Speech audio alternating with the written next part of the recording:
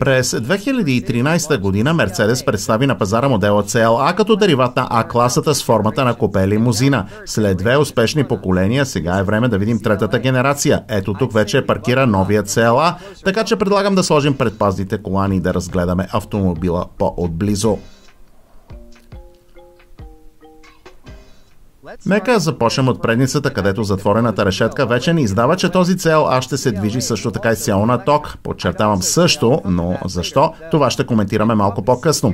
Прави особено голямо впечатление огромният брой осветени трилъчни звезди. Общо в предната решетка има интегрирани 142 на брой отделни осветени след техника звездички, както и разбира се голямата звезда в средата. На този небосклон имаме непрекъсната светлинна лента, която директно ни отвежда към дневните светлини, които са също с формата на трилъчна звезда, макар и в случая само като част от пакета Multi-Beam LED.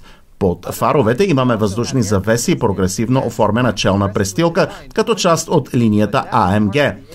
В страничния профил погледа привличат естествено тези джанти, в конкретни случаи 19 солови, а като стандартни с размер 17 сола. Естествено отново линия на покрива, типична за купе, която ни е вече добре позната.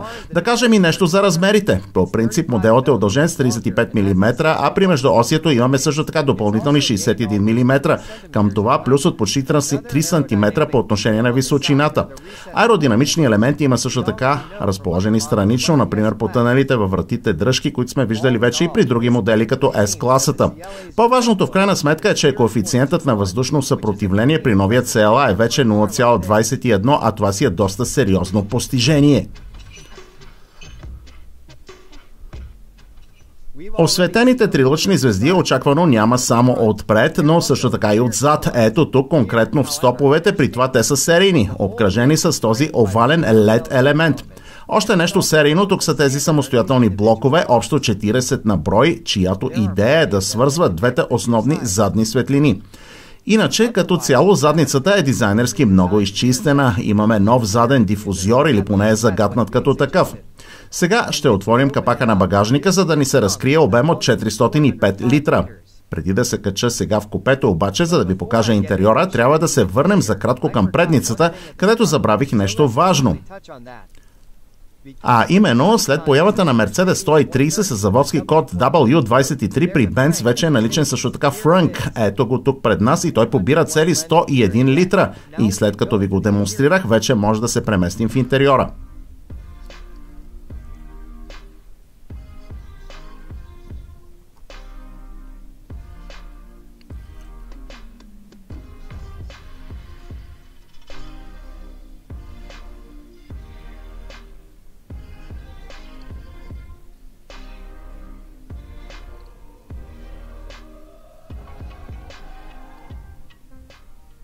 Оглеждаме се в купето и логично веднага прави впечатление нещо съществено, а именно този огромен панорамен дисплей, с който вече разполагаме в новия CLA. Веднъж тук са позиционирани 10,25 инча непосредствено пред мен и още веднъж два пъти по 14 инча, поне опционално от страната на пътника до водача, защото при серийното изпълнение тук ще има само един черен на цвят панел, украсен с множество осветени трилъчни звезди. На който всичко това не му стига, за него е предвиден и допълнителен head-up дисплей с допълнителна функция на основата на добавена реалност. Неща, които вече сме виждали при S-класата. По отношение на волана, това е преработената версия на кормилото от AMG. Поне според мен усещането при допер е изключително приятно, отлично се захваща в дланите. Да кажем нещо и за средната конзола, защото тя е изцяло ново конструирана, при това срееща се в пространството форма. В нея са вградени различни поставки и контейнери, например за смартфона, и имаме също две поставки за чаши. Също така на борда разполагаме с изключително удобни спортни седалки, на една от която съм се настанил уютно в момента. Това тук е една от общо 9 възможни конфигурации в центъра с текстилно покритие от микрофибърни влакна, а с изкуствена кожа са тапицирани страниците. Същественото за мен е, че не само изглежда много шик, но в същото време креслата са и много удобни, а и като цяло приятно усещане в купето вследствие на използваните висококачествени материали. Сега обаче, преди да минем към моторизациите, ми се иска да се настаня също така и на втория ред, за да проверим с какво свободно пространство разполагаме отзад.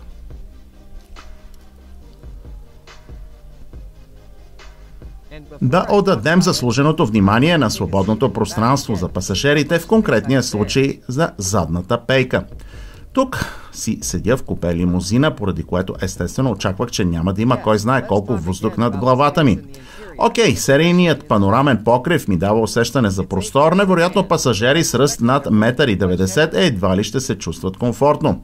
Това, което обаче задължително трябва да похваля в случая, е свободното място около коленете. Включително на втория ред има предостатъчно от него. Все пак при автомобил от този калибър е изненадващо, което вероятно се дължи също така на споменатите вече 41 мм допълнително междуосие.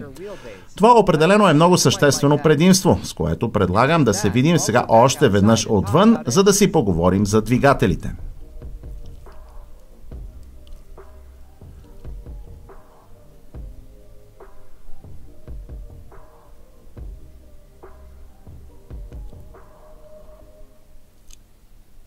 И така, какво се случва по отношение на моторизацията? При старта на продажбите през лятото на 2025 първоначално ще се предлагат само две задвижвания и двете изцяло електрически за първи път при Мерцедес на основата на 800 волтова архитектура. Това също така означава, че автомобилът може да се зарежда с до 320 кВт, което си е стойност достойна за уважение. По отношение на пробега, към този момент можем да кажем, че с големия акумулатор това означават 85 кВт часа, CLA ще може да изминава до 792 км. Естествено при идеални условия и за сега само на теория, така че сега е любопитно да проверим как моделът ще се представя в ежедневието.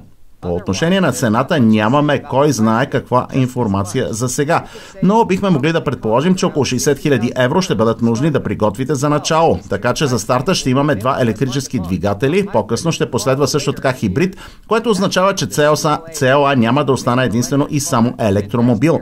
А пък през следващата година вероятно ще се появи още една версия с по-малък акумулатор. Но сега е интересно какво мислите вие. Как на вас ви се струва новият CLA? Дали бихте предпочели електрическият или по-скоро сте за изчакване на хибрида? Споделете в коментарите. Ще се радваме, ако ни оставите лайк и се абонирате. Така ще се видим много скоро отново. Поздрави и до скоро! Чао!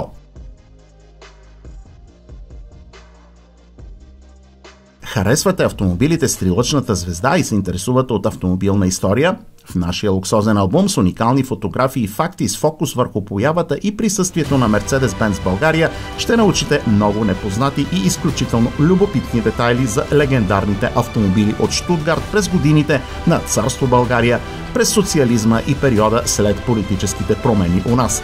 Поръчайте го удобно и директно от редакцията.